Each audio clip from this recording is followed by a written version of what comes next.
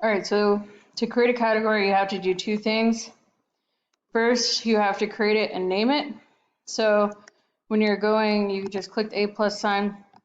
If you're on assignment list, you click this plus button and you click category. And then this is where you put in major, but you have to put grade, or you put minor, and then you would have to put grade. Choose what color you want, and then you choose all of your classes for semester 1. So that's how you do that. You would click save. Once you have those named, you go to settings, you click traditional grade calculations, and you would go under C1, click this edit button, and you're basically adding a new category. So you click the plus sign, you do category weighting, and then you choose whether or not you want it a major grade or minor grade. Obviously mine's not working because there's duplicates.